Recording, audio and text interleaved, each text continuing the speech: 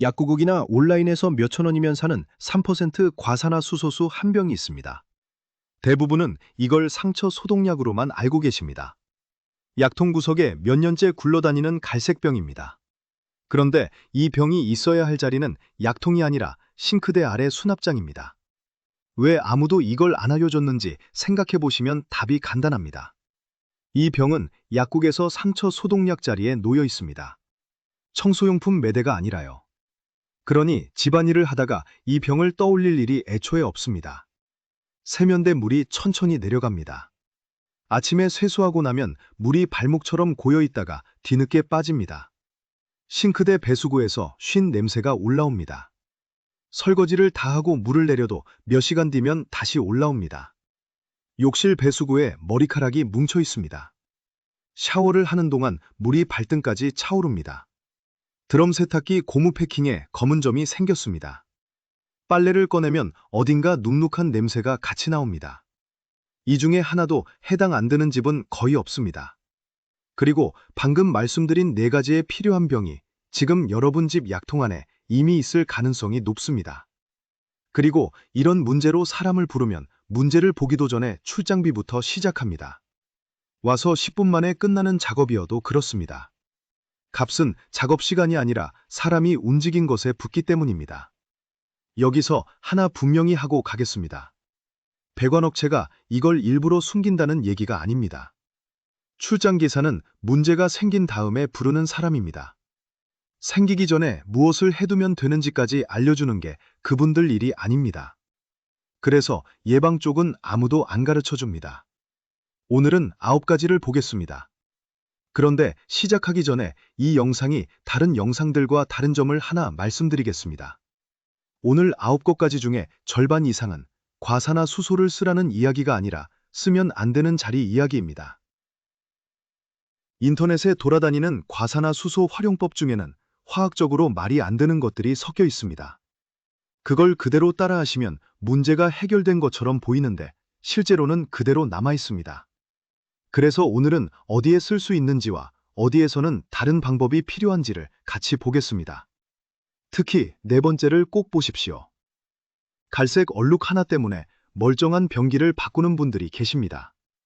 요즘 변기 교체는 제품과 시공을 합쳐 10만 원대 후반에서 30만 원대까지 이야기됩니다. 그 얼룩이 무엇인지 구분하는 방법만 아셔도 그 돈이 나갈 일이 없습니다. 시작하겠습니다. 먼저 이 물질이 무엇인지 30초만 보겠습니다. 과산화수소의 분자식은 H2O2입니다. 물이 H2O니까 물에 산소가 하나 더 붙어 있는 구조입니다. 그리고 그 하나 더 붙은 산소는 불안정합니다. 시간이 지나거나 유기물을 만나면 떨어져 나갑니다. 그래서 과산화수소는 분해되면서 물과 산소로 돌아갑니다. 그 과정에서 산소를 내주기 때문에 산화제로 분류됩니다. 유기성 오염과 일부 미생물 관리에 쓰이는 이유가 그겁니다. 여기서 오늘 영상 전체에서 가장 중요한 문장을 미리 말씀드리겠습니다. 거품이 난다는 건 반응이 일어나고 있다는 뜻이지 막힌 게 뚫렸다는 뜻이 아닙니다. 이 문장을 기억해 두십시오. 오늘 세 번째와 9번째에서 이 문장이 그대로 돌아옵니다. 첫 번째입니다. 세면대 물이 천천히 내려갈 때 가장 먼저 하시는 행동이 대부분 똑같습니다. 뚫어뻥이나 배관 세정제를 사오십니다. 그런데 세면대가 느려지는 가장 흔한 원인은 배관 깊은 곳이 아닙니다. 세면대 가운데에 올라왔다 내려갔다 하는 팝업 마개가 있습니다. 그 마개는 아래쪽 막대에 걸려 있고 그 막대 주변에 머리카락과 치약 거품이 몇 달씩 감깁니다. 세면대는 배수구가 좁습니다. 그래서 이 덩어리 하나면 물이 눈에 띄게 느려집니다. 이건 약품을 부어서 해결하는 문제가 아닙니다. 손으로 꺼내는 문제입니다. 방법은 이렇습니다. 세면대 아래를 보시면 팝업 막대를 고정하는 나사나 클립이 있습니다. 그걸 풀면 마개가 위로 빠집니다. 빠진 마개에 감겨 있는 걸 휴지로 훑어내시고 마개와 배수구 입구를 닦으십시오. 대부분 여기서 끝납니다. 과산화수소는 그 다음입니다.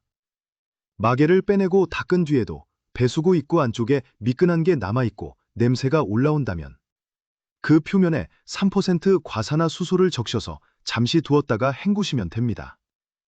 여기서 순서가 핵심입니다. 물리적으로 걷어낸 다음이 화학입니다. 반대로 하면 약품이 덩어리 겉만 지나갑니다.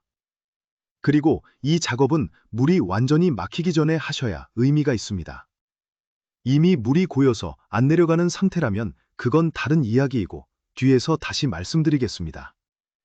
두 번째는 냄새가 어디서 나는지 착각하기 쉬운 자리입니다. 두 번째입니다. 싱크대 거름망과 배수구에서 올라오는 신냄새. 이 냄새를 맡으면 대부분 배관 안쪽을 의심하십니다. 그래서 세정제를 붓습니다. 그런데 그 냄새의 상당 부분은 손이 닿는 곳에서 납니다. 거름망 아래쪽, 배수구 입구의 턱, 그리고 분리되는 뚜껑의 안쪽면입니다. 그 자리에 음식물 찌꺼기가 얇게 붙어서 미끈한 막을 만듭니다. 이건 세균 덩어리이기 이전의 먹이입니다. 그리고 그 막이 있는 한 냄새는 계속 다시 생깁니다. 그래서 순서가 또 같습니다. 먼저 거름망을 빼서 안에 있는 걸 버리십시오. 분리되는 부품은 전부 분리해서 씻으십시오. 이때 수세미로 표면을 문지르셔야 합니다. 헹구는 것만으로는 그 막이 안 떨어집니다. 그 다음에 재질이 허용하는 표면에 3% 과산화수소를 뿌려서 잠시 두었다가 헹구시면 됩니다. 여기서 하나만 주의하시면 됩니다. 방금 다른 세정제를 쓰셨다면 충분히 헹군 다음에 하십시오. 과산화수소는 다른 약품과 섞으라고 만든 물건이 아닙니다. 그리고 음식물 분쇄기를 쓰시는 집이라면 그건 오늘 9번째에서 따로 다루겠습니다. 거기서 이야기가 완전히 달라집니다.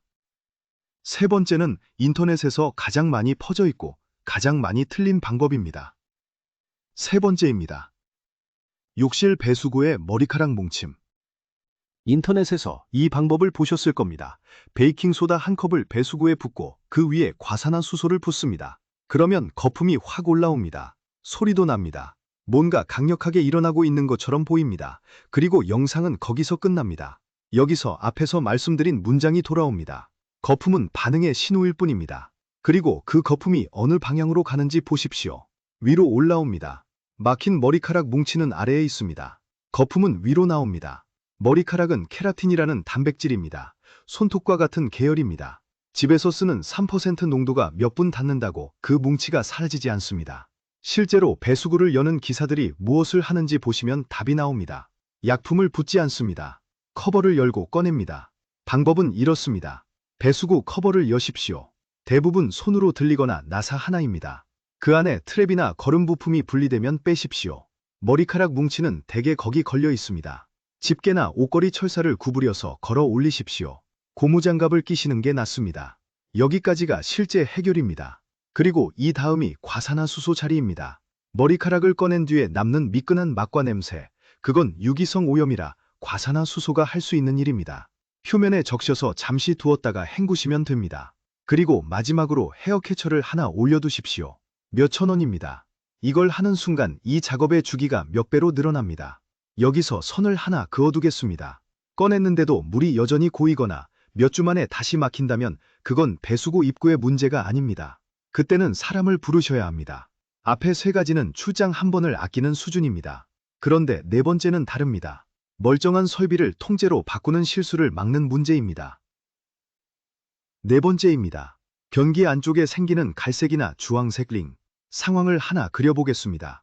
변기물이 닿는 선을 따라 갈색 테두리가 생겼습니다. 락스를 부어받고 솔로 문질러받고 안 지워집니다.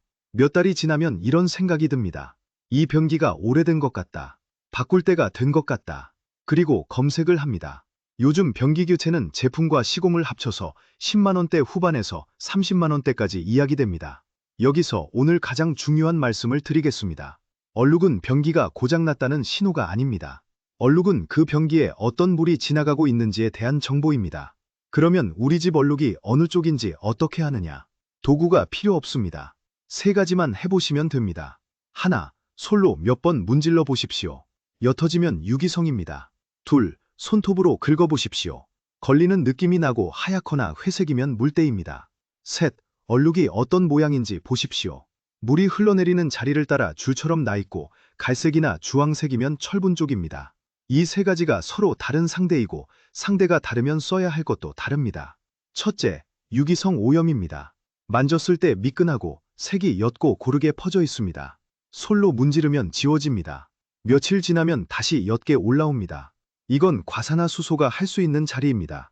물을 최대한 내리고 얼룩 위에 3% 과산화수소를 적신 휴지를 덮어 잠시 두었다가 솔로 문지르시면 됩니다. 둘째, 물때입니다. 석회 성분이 굳은 것입니다. 색이 하얗거나 회색이고 손톱으로 긁으면 걸리는 느낌이 납니다. 딱딱합니다. 셋째, 철분이나 망간 얼룩입니다. 갈색이나 주황색이고 물이 흘러내리는 자리를 따라 줄처럼 생깁니다. 문질러도 색이 그대로 남습니다. 여기서 인터넷 정보 대부분이 틀립니다. 과산화수소가 철분 얼룩을 녹여준다는 이야기를 보셨을 겁니다. 그건 방향이 반대입니다. 과산화수소는 산화제입니다. 산소를 내주는 물질입니다. 그런데 철분과 망간 얼룩은 이미 산화돼서 굳어버린 결과물입니다. 물에 녹아있던 금속이 공기와 만나 산화되면서 그 자리에 남은 겁니다. 산화돼서 생긴 얼룩에 산화제를 붓는 건 굳은 것을 더 굳히는 쪽에 가깝습니다. 그러면 둘째와 셋째는 어떻게 하느냐? 산성 쪽입니다. 석회와 금속 얼룩은 산성 세정제가 상대하는 대상입니다. 변기용으로 나온 제품의 표시를 보시고 도기와 부품에 써도 되는지 확인한 다음에 표시된 시간만큼 두시면 됩니다. 여기서도 절대 하시면 안 되는 게 있습니다. 산성 세정제와 락스를 같이 쓰지 마십시오. 그리고 과산화수소와도 섞지 마십시오. 하나를 쓰셨으면 충분히 헹군 다음에 다른 걸 쓰십시오. 그리고 한 가지 더 중요한 게 있습니다. 산성 세정제로 지웠는데 몇 주 만에 같은 자리에 다시 생긴다면 그건 변기 문제가 아닙니다. 들어오는 물에 철분이 있거나 오래된 배관에서 나오거나 물탱크 쪽 문제일 수 있습니다. 그때는 변기를 바꿔도 새 변기에 똑같은 린이 생깁니다. 그래서 변기를 실제로 교체해야 하는 경우는 따로 있습니다. 도기에 금이 가까거나 바닥에서 물이 새거나 물이 계속 흐르는 부품 고장이 반복되거나 설치 자체가 흔들리는 경우입니다. 얼룩은 그 목록에 없습니다. 여기서 잠깐 멈추고 하나 정리하겠습니다. 저는 이 영상에서 과산화수소를 만능 세제로 만들 생각이 없습니다. 막힌 배관을 뚫어주지 않습니다. 머리카락을 녹이지 않습니다. 철분 얼룩을 지워주지 않습니다. 석회에도 듣지 않습니다. 지금까지 4개를 봤는데 그 중에 과산화수소가 주인공인 건 사실 한 개도 없었습니다. 전부 손으로 걷어내거나 구분하거나 다른 약품을 써야 하는 자리였습니다. 과산화수소가 하는 일은 하나입니다. 손이 닿는 표면의 유기성 오염과 냄새를 관리하는 것. 그 하나를 정확히 아는 것과 만능이라고 믿는 것의 차이가 오늘 영상의 전부입니다. 이제 남은 5개로 가겠습니다. 여기서부터는 배수구를 벗어나 집안의 기계와 배관 전체로 넘어갑니다. 5번째입니다. 드럼 세탁기 고무 패킹의 냄새와 검은 점. 문을 열면 고무 패킹이 있습니다.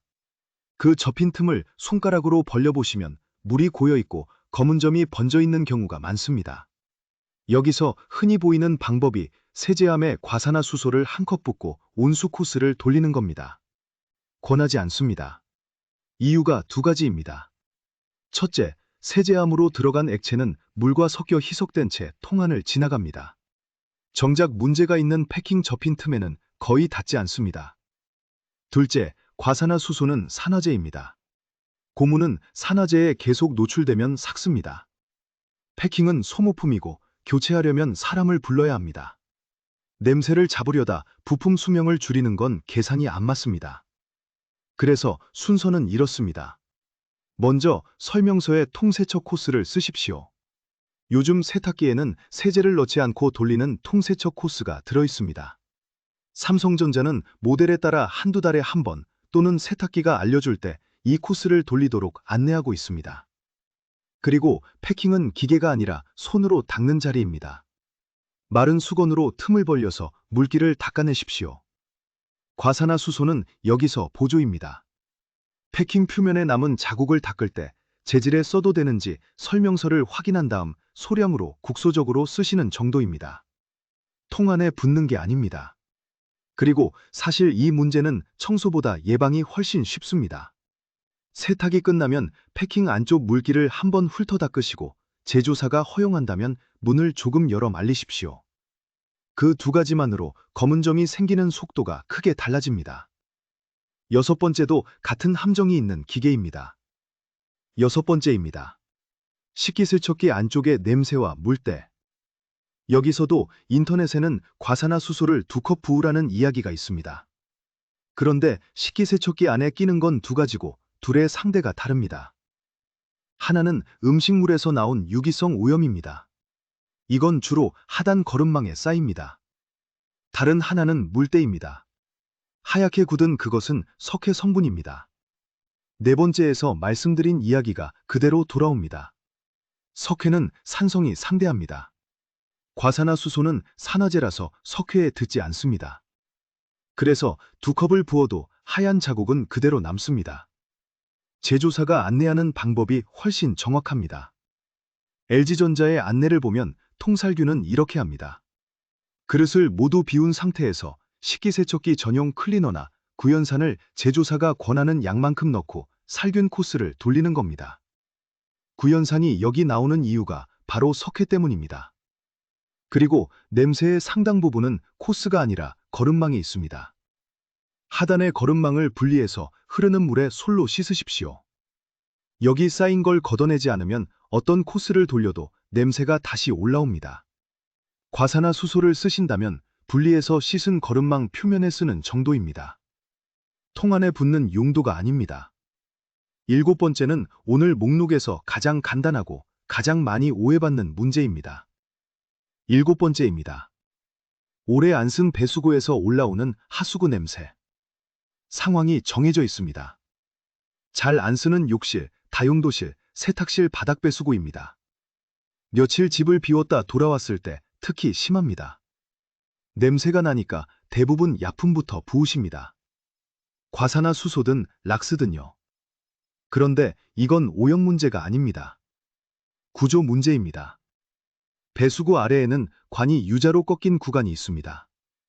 그 꺾인 곳에는 항상 물이 조금 고여 있습니다.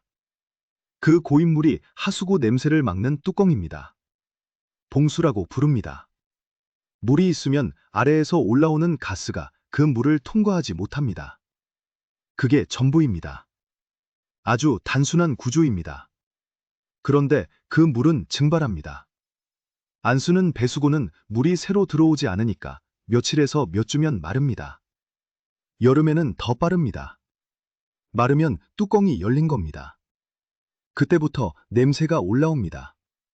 그러니 답은 이겁니다. 물 한 바가지. 배수구에 물을 부으십시오.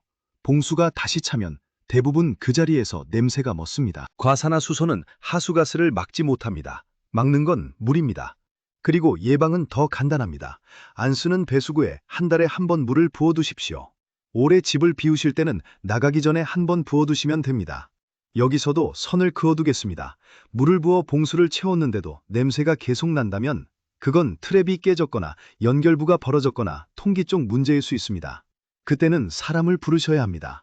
여덟 번째가 오늘 9개 중에 과산화수소가 실제로 주인공인 유일한 자리입니다. 여덟 번째입니다. 욕실과 세탁실 배수구 안쪽의 검은 점에 커버를 열면 안쪽 벽에 미끈하고 검은 막이 붙어 있습니다. 물로 헹구면 잠깐 정 없어진 것처럼 보이다가 며칠이면 돌아옵니다. 이건 유기성 막입니다. 그러니까 정확히 과산화수소가 다룰 수 있는 대상입니다. 그런데 여기서 대부분이 실패하는 이유가 있습니다. 붓기 때문입니다. 배수구에 액체를 부으면 몇 초 만에 아래로 흘러내려갑니다. 벽면에 닿아 있는 시간이 거의 없습니다. 병 하나를 다 부어도 접촉 시간이 몇 초입니다. 산화제는 접촉 시간이 있어야 일을 합니다. 병원 배수구를 다루는 연구에서도 그냥 붓는 방식이 아니라 표면에 머무르는 형태와 기대적 청소를 같이 씁니다. 그래서 방법이 이렇게 됩니다. 먼저 커버를 열고 분리되는 부품은 빼서 머리카락과 찌꺼기를 제거하십시오. 그리고 솔로 안쪽 벽을 문질러 씻으십시오. 여기까지가 절반 이상입니다. 그 다음에 키친타올이나 휴지를 3% 과산화수소에 적셔서 그 벽면에 붙여두십시오. 제품 표시에 적힌 시간만큼 두었다가 떼어내고 물로 헹구십시오. 붓는 게 아니라 적셔서 붙이는 겁니다. 이 차이 하나가 결과를 바꿉니다. 그리고 마무리로 물을 충분히 흘려서 봉수를 다시 채워두십시오. 7번째에서 말씀드린 그 물입니다. 절대 하시면 안 되는 건 하나입니다. 락스나 다른 세정제를 이미 부으신 배수구에 과산화수소를 이어서 붓는 것. 섞지 마십시오. 그리고 마지막입니다. 9번째입니다. 음식물 분쇄기와 정화조에 과산화수소를 정기적으로 붓는 것. 이건 하시면 안 되는 쪽입니다. 인터넷에는 한 달에 한 컵씩 부어서 관리하라는 이야기가 돌아다닙니다. 두 가지 다 근거가 약합니다. 먼저 음식물 분쇄기입니다. 한국에서 가정용 음식물 분쇄기는 아무거나 쓸 수 있는 물건이 아닙니다. 인증받은 제품만 사용할 수 있고 분쇄한 음식물의 20% 미만만 하수로 내려보낼 수 있으며 80% 이상은 회수해서 음식물류 폐기물로 따로 배출해야 합니다. 그러니까 이 기계의 관리는 약품을 붓는 문제가 아닙니다. 회수한 찌꺼기를 제때 비우고 제조사가 안내한 대로 세척하고 규정대로 배출하는 문제입니다.